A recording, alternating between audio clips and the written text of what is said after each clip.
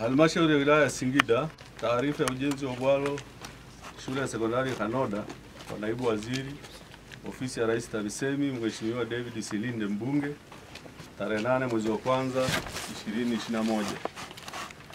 Utangulizi. Mheshimiwa naibu waziri ofisi ya Rais TAMISEMI, shule ya sekondari Hanoda ni moja kati ya shule 26 zinazomilikiwa na serikali.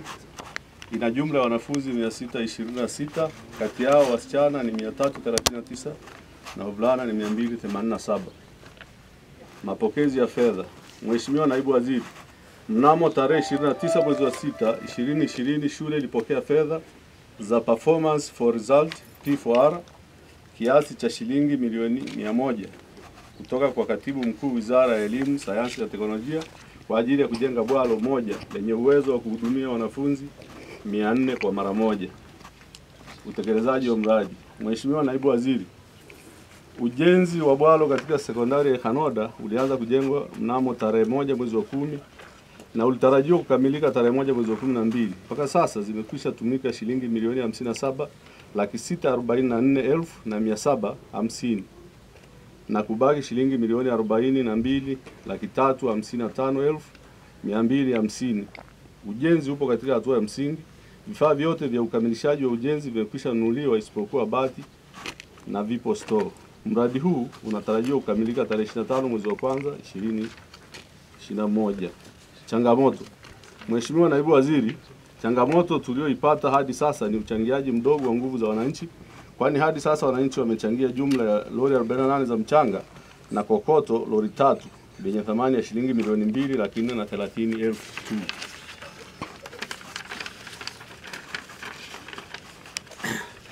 Shukurani. Mheshimiwa naibu waziri, Jumuiya ya shule ya sekondari Hanoda inatoa shukrani zake za dhati kwa serikali ya awamu ya 5 inayoongozwa na Mheshimiwa Rais wa Jamhuri ya Muungano wa Tanzania Dr. John Pombe Magufuli kwa kutupatia fedha za ujenzi wa miundombinu ya shule kiasi cha shilingi milioni 100 kupitia mradi wa EP4R kwa ajili ya ujenzi wa bwalo. Tunamwombea kwa Mungu azidi kumlinda na kumpa nguvu ili azidi kuwatumikia Watanzania wote. Hitimisho. Mheshimiwa naibu waziri, mradi huu ukikamilika utasaidia wanafunzi wote kupata chakula kwa muda mmoja na kuokoa muda unaopotea kwenye foleni ya chakula. Pia wanafunzi wataweza kupata chakula chao kwa starehe, kwani hapo awali walikuwa wanapata chakula chao wakiwa nje na kwenye mazingira ambayo si rafiki kiafya. Naomba kuwasilisha. Imeandaliwa na Omari Tina Celestine, mkuu wa shule. Asante. Singida hoye! Hanoda hoye! Mheshimiwa naibu waziri ofisi ya Rais TAMISEMI, karibu sana katika kata yetu ya Hanoda. Mheshimiwa naibu waziri, kama ulivyojionea, hii ndio hali halisi ya hatua tuliofikia ya ujenzi wa hili bwalo. Niseme tu kwamba tunashukuru sana kwa serikali ya awamu ya 5 kupatia hizi fedha kwa ajili ya ujenzi wa bwalo hili. Kama mlivyosikia kwenye taarifa ambayo imesomwa hapa, na pia wakati tunakuja njiani utaona kwamba tokea tulipoanza kwenye ile mbuga, wanafunzi wote wale wakifaulu manake wanakuja kwenye shule hii ya kata, na bado kuna wengine tena kutoka upande mwingine. Kwa hiyo utaona shule hii inachukua wanafunzi wengi wanatoka sehemu mbalimbali, na wengi wanatembea umbali mrefu. Kwa hiyo kwa ujenzi wa bwalo hili itakuwa ni mkombozi mkubwa sana kuwezesha wazo kuwepo hapa mpaka jioni na kuendelea masomo vizuri. Mheshimiwa naibu waziri, tumepokea fedha mwezi wa 6. Na umesikia kwenye taarifa kwamba tumeanza ujenzi mwezi wa 10. Kimsingi mpaka watoto wanaingia shuleni tarehe 11 ilipaswa jengo hili lianze kuwa linatumika. Ndio maelekezo ya serikali na ndio utaratibu uliokuwepo. Sasa hapa katikati yapo mambo mengi yamechangia mpaka kufikia hatua hii. Kinasema changamoto kubwa iliyokuwepo hapa ni zile taratibu za manunuzi. Kwa changamoto mojawapo kubwa sana. Moja, mchakato wenyewe kuchukua muda. Lakini changamoto ya pili ambayo ipo tutaiweka wazi ni usimamizi kwa maana ya matumizi, zile kamati zilizokuwa zisimamia ujenzi hapa. Nadhani ushirikishwaji wake sio mkubwa sana kama ilivyopaswa kuwa. Tumesema kwenye taarifa vifaa vimeshanunuliwa vyote isipokuwa bati, na zaidi ya milioni 50 zimekwisha tumika. Sasa kamati yangu, kwa maana kamati ya ulinzi na usalama, ishapita kukagua mradi huu, na moja jambo ambalo tuliona kubwa lilokuwepo, kuna vitu ambavyo vilinunuliwa kwa thamani ambayo ni kubwa kuliko bei ya kawaida. Kwa mfano, tuna zile vent blocks ambazo tunaziona ziko zile pale. Zile pale zimegharimu shilingi milioni 9. Zile unavyoziona pale kwa ingia yake pale. Na kwa moja block moja imenunuliwa kwa takriban shilingi 5,000 kwa block moja. Sasa tofali ya kawaida tunanunua 1,000 na kitu. Sasa block imekwenda bei kubwa sana. Tulishachukua hatua kwa maana kumtaarifu mkurugenzi ili afanye follow up. Na kamati na kwenye kikao cha kuu kilichokaa Jumatatu pia tulitoa maangalizo kuhusu usimamizi wa hii shule. Tunataka hatua zichukuliwe, kwa sababu hatuwezi kuacha fedha serikali inakwenda katika bila usimamizi wote. Kwa cha kwanza ni hicho, na sababu kubwa ambayo tulikuja kuibaini kama nilivyosema, kamati zilizokuwa zimeundwa zilikuwa zishirikishwe ipasavyo. Nakuta utaratibu wa manunuzi ulikuwa unakatisha kwa njia ambayo wanafahamu wenyewe. Nadhani mwalimu mkuu na wenzake wanajua wamefanyaje, wananunua bila kufuata utaratibu wa manunuzi, kile ambacho ilikuwa na kosa kubwa. Kwa hiyo tulishamwambia mkurugenzi achukue hatua, kwa sababu yuko hapa, kabla hujaongea atasema amechukua hatua gani, lakini nataka kusema tu kwamba nataka niseme haya kwa sababu uone kwa nini tumefika hapa. Tumeshabaini kuna mapungufu fulani na tulishaelekeza hatua za kuchukua, na tuna imani sasa baada ya hapa tutakwenda vizuri. Baada ya hapa, taarifa inasema tarehe 25 mwezi wa kwanza, lakini tuwe wa kweli kidogo. Tuwe wa kweli, hatuwezi kukabidhi jengo hili mwezi wa kwanza tarehe 25. Napenda kuwa muwazi zaidi. Lakini kwa sababu sasa tunasimamia wenyewe vizuri na tumeshabaini uzembe uliokuwepo hapa, mwishoni mwa mwezi wa pili jengo linaweza kukabidhiwa.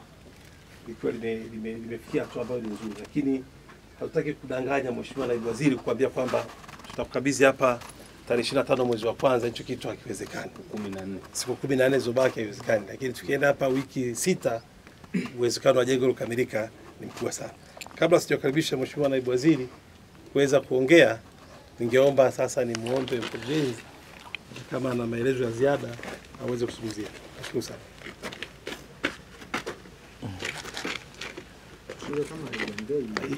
Hapo tumpe. Mheshimiwa Naibu Waziri, ni kweli alichosema mkuu wangu wa wilaya, na sisi tulituma hapa ukaguzi wa ndani. Of course taarifa za ukaguzi wa ndani zina mengi zaidi ya ile zaidi ya hizo venti.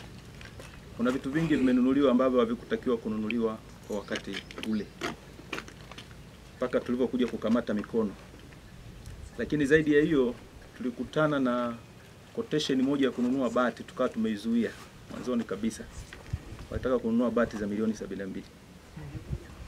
Tukaizuia. Kwa hiyo nafikiri kuna mapendekezo pia tumeyapeleka ofisini kwa RAS. Lakini na sisi baada ya kuipitia sasa ile taarifa ya mkaguzi wa ndani ambayo ya mwezi Disemba, nadhani mkuu wa shule hawezi kufiti tena kuwa mkuu wa shule katika usimamizi wa hizi shughuli zilizoko hapa. Lakini kwa sababu ile miutasari inapita kwenye kamati mbalimbali na kamati zinahusika ambazo ziko chini ya wananchi, hawezi kuwa mkuu wa shule peke yake, kwa sababu kuna makubaliano ambayo yalikuwa yanaendelea. Lakini hata hizo venti zinazoonekana pale, manake zililipwa kabla ya kuwa certified na mhandisi ujenzi, manake kulikuwa na vitu vya haraka kufanyika kwa lengo fulani. Kwa hiyo sisi kwa hatua ya kwanza, manake kwa ufupi ndio hivyo, lakini taarifa ambayo detailed ya mkaguzi wa ndani tunayo. Mpatie Mheshimiwa mbunge hapo. Ni hapo. Ili hapo pana kanyagika kidogo. Naongea kwa tabu sana. Inafika.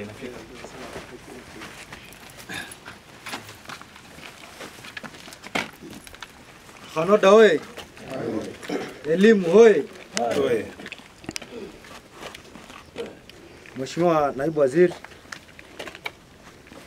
wa TAMISEMI, Mheshimiwa Silinde, Mheshimiwa Mkuu wa Wilaya na viongozi wote tulioko hapa, ndugu zangu wana Hanoda, habari za asubuhi. Awali ya yote ni shukuru ujio wa waziri wetu katika kata yetu na katika shule yetu. Mheshimiwa Waziri, karibu sana. Mimi niende moja kwa moja nieleze tu masikitiko makubwa. Hii shule ilipewa fedha hizi milioni 100 sawa na Mwanamwema Shein, sawa na Ilongero ambazo fedha zile zilihamishiwa Mwanamwema Shein kwa sababu Ilongero inayo tayari bweni. Lakini leo hii Mwanamwema Shein hatua yao ya ujenzi tayari washamaliza ukuta. Sisi hapa bado tunasuasua, tuko kwenye level hii. Kwa mazingira hayo naungana na viongozi waliotangulia, naungana na taarifa maelezo ya mkuu wa wilaya, lakini pia na maelezo ya mkurugenzi. Hapa kuna uzembe. Tuna uzembe na hatupaswi kuendelea kufumbia macho haya mambo. Mimi kama mwana Hanoda, kama mwananchi wa Singida Kaskazini, tunahitaji ukombozi wa dhati wa watoto wetu.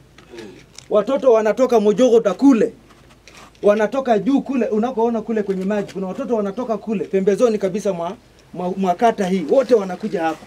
Hili bwalo ni ukombozi kwao, hili bwalo ndio mkombozi wao, lakini ndugu zangu, hali ndio mnaiona hii. Kwa hiyo mimi sijafurahishwa hata mimi na hii hali. Mimi niko upande wa wananchi, sijafurahishwa. Lakini pia nitoe wito kwa ndugu zangu wa Hanoda, sisi ambao tuko hapa. Hili bwalo haliwasaidii hawa watendaji. Huyu mkurugenzi ataondoka hapa kwa sababu yeye ni mwajiriwa, waziri amekuja leo ataondoka. Sisi ndio wenye nini? Wenye hili bwalo kwa ajili ya watoto wetu. Tunatakiwa tushiriki ujenzi huu. Sio huu tu, miradi yote ya serikali inayokuja kwetu lazima tuisimamie na lazima sisi tushiriki nguvu kazi. Lakini tunasuasua. Lakini upande mwingine kama ilivyoelezwa, huu ufujaji wa mali ya umma, ufujaji wa fedha za serikali, Mheshimiwa Waziri, mimi kama mwakilishi wa wananchi sifurahishwi nao hata kidogo. Hata kidogo. Hii ni misuse, hii ni dharau kubwa sana kwa serikali. Naomba Mheshimiwa Waziri tusaidie kuondoa hili jipu. Hili mimi nasema ni jipu hili. Tusaidie kunyoosha mambo. Hapa mimi na mashaka na uongozi wa serikali ya kata, sio wako wapi ambao ndio wenye mradi huu. Serikali ya kata wanatakiwa watupe maelezo vizuri. Mtendaji, tupeni maelezo vizuri hapa. Mkuu wa shule, tupe maelezo vizuri hapa pamoja na kamati yako na bodi yako. Milioni 100 unanunua basi za milioni 70, unajenga nini? Milioni 70 unajenga nini? Umeletewa milioni 100 unatoa fedha milioni 70 unanunua bati. Hiyo ni sahihi kweli? Unawapenda hao watoto hao? Hiyo sio sahihi, pamoja na kamati zako. Sisi tunakuambia wewe kwa sababu wewe ndio hizo kamati zinakuhusu. Ile nani 5000 ile moja. Mheshimiwa Waziri, lete ile era nani wa? Era karafali gasa nenge hoere geleka sakama domanka. Kimbia. Kwa Mheshimiwa Waziri, haya mambo mimi binafsi nashindwa hata kuongea kwa jinsi huu babaishaji ni mkubwa sana. Sasa hatuwezi kuendelea kuyafumbia macho. Mimi ningependa hatua zichukuliwe hapa mbele za hawa wananchi hawa ambao hii shule ni ya kwao. Tuone hatua zichukuliwe na hii shule ikamilike. Hizi wiki alizoahidi mkuu wa wilaya hapa wiki 6, naomba tumkubalie ili watendaji hao wafanye kazi, bwalo hili likamilike. Sasa hivi ni wakati wa mvua. Mtoto hawezi kutembea domo jogo doko, anakuja hapa kusoma.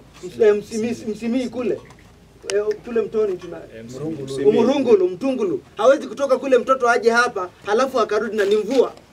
Atasoma nini? Mwisho wa siku tunatengeneza zero hapa. Hatuwezi kuvumilia mambo kama haya. Mheshimiwa Waziri, karibu sana. Hali umeiona, naomba utusaidie. Labda Mheshimiwa nitoe tafsiri. Mheshimiwa, tuna miradi mingi tumepata katika halmashauri ya Singida. Kwa hiyo CMT tulijiwekea miradi yote tarehe 25. Kwa ile ambayo imechelewa hiyo imekamilika. Ndio maana hata wakahitaji ile tarehe ngapi? Tarehe 25. Lakini tukijua kwamba hawezi kumaliza tarehe 25. Wewe amani. Na kuna nguvu pekee yako. Ndio tofauti na 1500.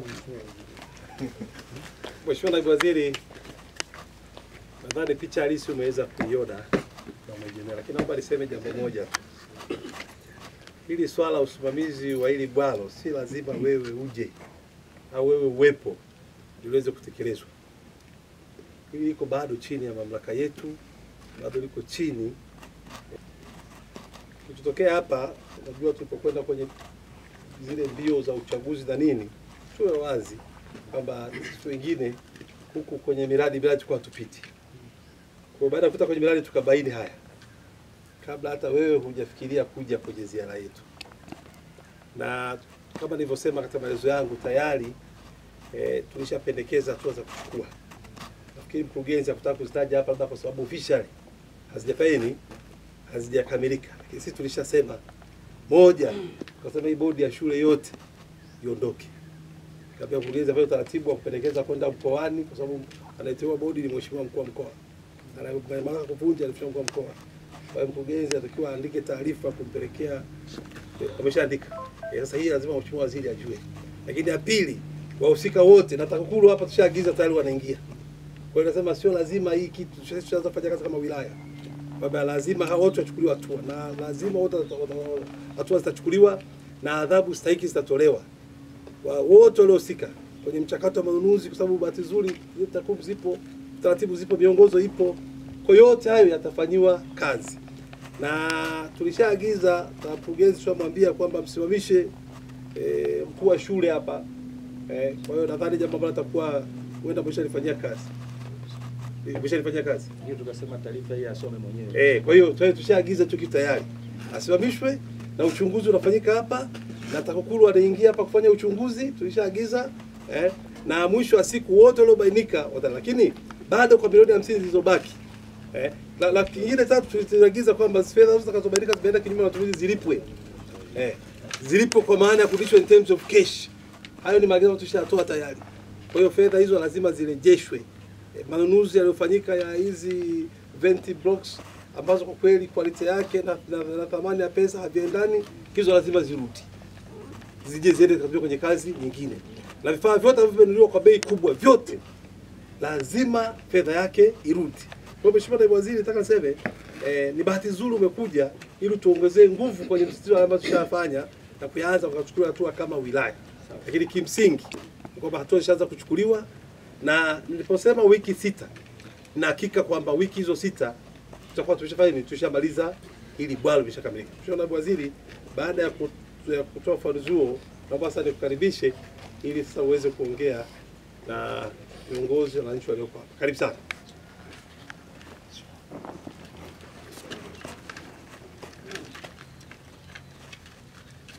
Yaani nashindwa hata kusema juu oye oya, nashindwa.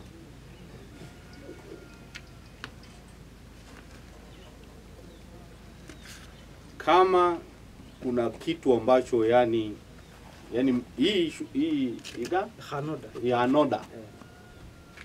Yani nyinyi ndio mmetia fora Tanzania nzima. Yani mmeiaibisha Tanzania, mmemwaibisha Mheshimiwa Rais na serikali yake ya Chama cha Mapinduzi. Hivi jamani tu hivyo, kuna watu bado ni majasiri kwenye serikali ya awamu ya 5 wanafanya uhuni wa namna hii. Mageuni uhuni. Yaani hatuwezi kuita kuna kuwajibika na kuto kuwajibika, lakini huu ni uhuni. Yaani unaweza kufanya uhuni wa namna hii. Hili jengo. Tunawaambia Watanzania wote huko waliko kwamba hii ndio milioni 57. Wakati huo serikali ya Dr. John Pombe Joseph Magufuli imeleta milioni 100 tangu mwezi wa 6 mwaka 2020. Ndio uhuni. Uhuni huu ndio unanunua venti 1500 kama hii. Tofali Tanzania nzima, tafuta mahali popote pale, hamna tofali hata 1500. Wapi kuna tofali 1500? Unaenda kufanya quotation ya bati milioni 72. Hatuwezi kuinani. Yaani hatuwezi kuishi na mimi. Hiyo bodi ya shule iko wapi? Bodi ya shule iko wapi? Kamati ya ujenzi iko wapi? Kamati ya ujenzi iko wapi? Kwa kamati ya ujenzi haipo, Bodi ya shule haiko hapa. Wajumbe wa bodi wako wapi? Bodi ya shule walio kama wapo wapange mstari. Wako wapi? Wako wapi hapa? Nataka niwaone. Yosheni mkono kama tuwafiki. Ana watai na wahitaji na shida nao mimi. Waje wapange mstari hapa mbele ya wazee.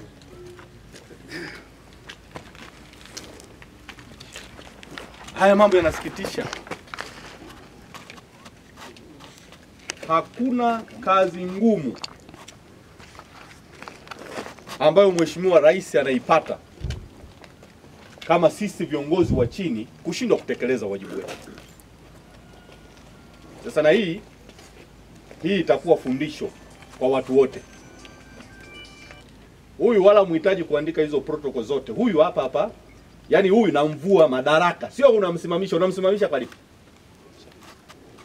Huyu ni mwizi kama wezi wengine. Tofali 5,000. Milioni 72 bati. Alafu tunaacha. Na tunavyotoka hapa moja kwa moja OCD. Yaani huyu anakwenda ndani. Hakuna mjadala. Na kamati nzima wote wataandika maelezo wakiwa ndani. TAKUKURU wataenda kuchukua maelezo wakiwa ndani. Na hiyo bodi imevunjwa. Hamna hii mambo ya protocol ndio yanachelewesha haya mambo. Hatuwezi kulea upuuzi wa namna hii. Nani atatuelewa? Fedha miezi 6 iko. Kila mmoja anataka kupiga dili. Mimi naonea huruma sana. Yaani kama kuna shule mahali popote Tanzania wanafikiri watafanya uhuni, tutafika kila eneo. Si wengine tumesema acha tuache alama. Tutafanya kwa sehemu yetu, wengine watatupokea baadaye. Lakini hatuwezi kulea. Hata mtendaji na wewe. Kwa sababu ndio sehemu ya wasimamizi hapa. Na wewe nakuvua utendaji kuanzia sasa, sio leo au baadaye. Kurugenzi utatafuta mtendaji mwingine akuja kufanya kazi ile eneo. Sawa.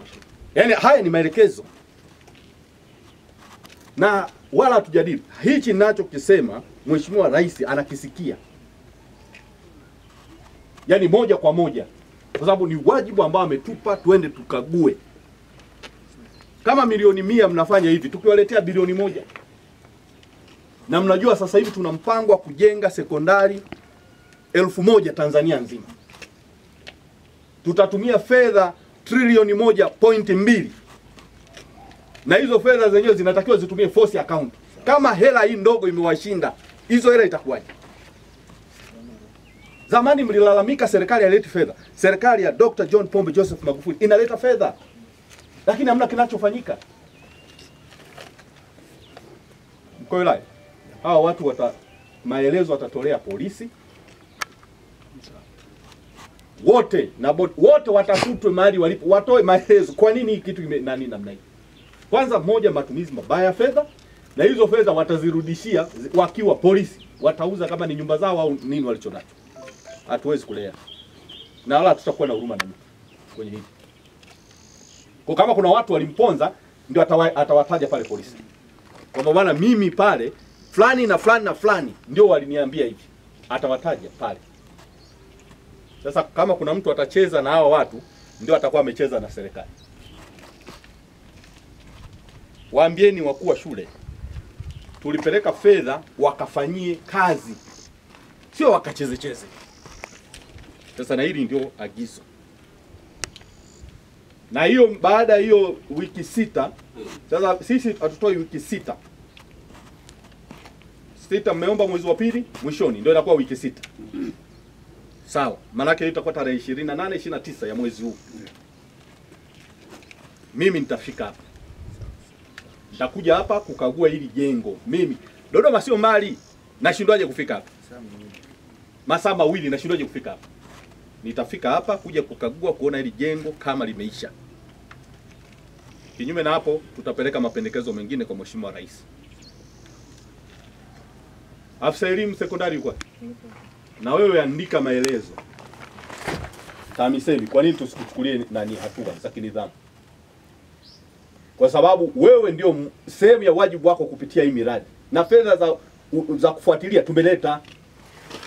Tumeleta fedha za kufuatilia mkoani, tumeleta fedha za kufuatilia kwenye ngazi ya halmashauri, kuhakikisha ile fedha ambayo serikali ya Dr. John Pombe Joseph Magufuli imeletwa mwe mnaisimamia.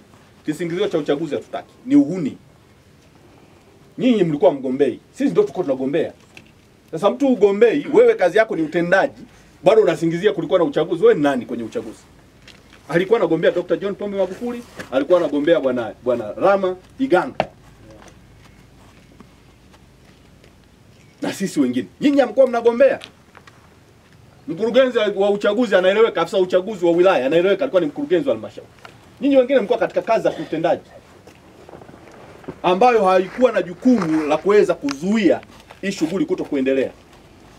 Kwa sasa maagizo yafanyike na yatekelezeke.